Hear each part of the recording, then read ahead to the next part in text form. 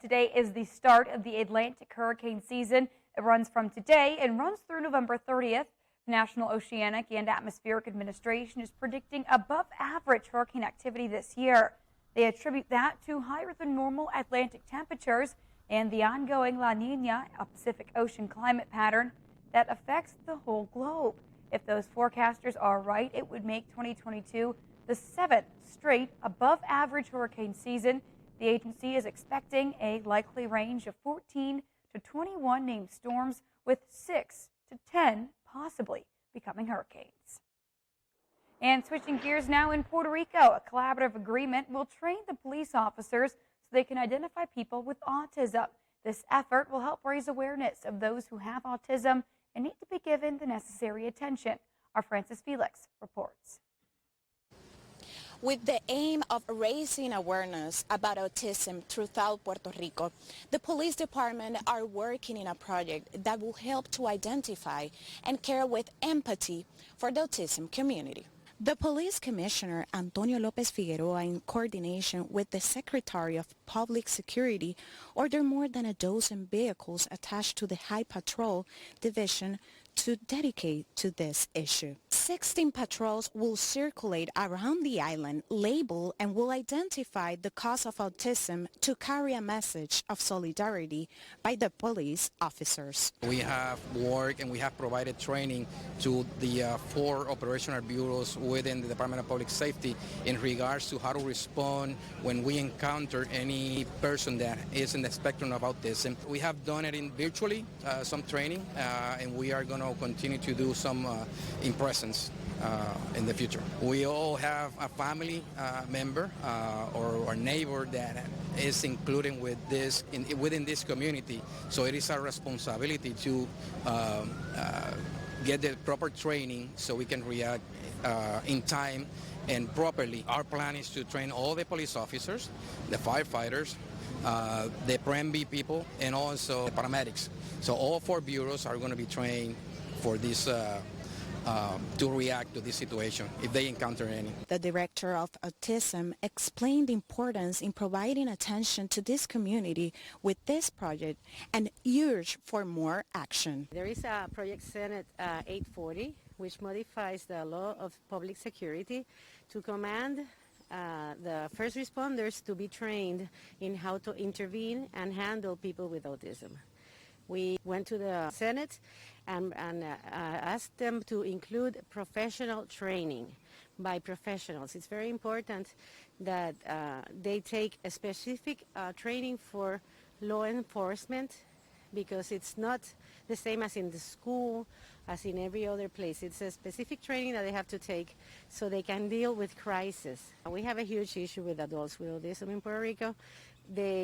When they finish school, they go to homes, to their homes, and they don't have any attention, anything to have them preserve the skills they acquired.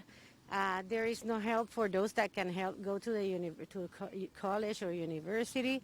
No assistance for them to go through that process. And after they graduate, they don't have the proper supports to be included in the workforce. So there is, it's like they go from having all the supports into having nothing. And they are they're staying at homes, depressed, anxious, obsessive, and parents that need to be at home 24/7. So it's a really, really hard time, and that is what happens for the next 40 years. In Puerto Rico, there's no statistics of how many people have autism. The last ones are from 2011, where 1 of 62 people had autism. From Cupey, Puerto Rico, Francis Felix. All right, thanks so much, Francis. In the meantime, in the Turks and Caicos, they recently celebrated a national holiday, one that commemorates the contributions made by the first chief minister. DeAndre Hamilton brings us a few words today from the wreath-laying ceremony. The Turks and Caicos Islands celebrated its Jags McCartney National Heroes Day on Monday. This is an annual event and a national holiday. It remembers the contributions of the TCI's first Chief Minister, James Alexander George Smith McCartney, who died in a plane crash in May of 1980. Jags was only 34 years old. The day's ceremony involved a wreath-laying, tributes from the governor, premier, opposition leader, family, and a keynote address. A younger speaker, Leo Lightburn, paid homage to McCartney and highlighted some of the challenges for the youth. He called on country leaders to diversify the economy for its young people. Therefore, the government must prioritize diversifying the economy so that returning students do not lose their skills and passions and leave this country. Washington Mizik, premier, in his tribute reflected on his encounter with the former chief minister. To the youths of the Turks and Caicos Islands, you have a rich history in the example of the most excellent, honorable George Alexander George Smith McCartney. Make a commitment that you, too, will serve this country. McCartney is the only named national hero of the Turks and Caicos. The opposition leader, also his nephew, talked about progress toward Jags' dream of self-determination. There were a number of milestones. Okay, you have to do this first, check. Then you have to put this in place, check. You have to move to this, check. And then you will get back your government. We can do the same thing for self-determination. Put those milestones in place. Develop those milestones. Let's start ticking the boxes on our way to self-determination. DeAndre Hamilton reporting.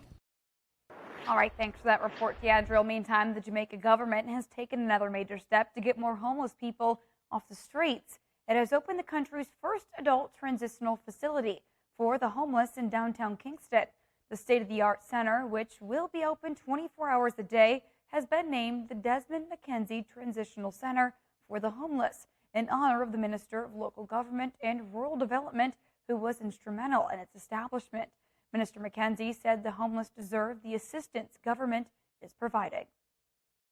This is what we need to do to respond to the plight of these people. Many of them, Prime Minister and colleagues, contribute to the growth and development of Jamaica. Many of them were taxpayers. We're putting in a therapeutic park. We're putting in facilities here that they can come and enjoy the comfort of a home because they deserve to be remembered for the role they play. The facility has the capacity to house 40 people, for whom it will serve as a shelter and rehabilitative service point. The intention is to add another floor and more than double the current capacity to 100. Prime Minister Andrew Holness said his government wants to improve the quality of life of Jamaica's homeless population. Homelessness is a devastating, dangerous, and isolating reality for too many Jamaicans. It is anticipated that this facility will set an example of service excellence with regard to the improved care offerings to the poor and vulnerable.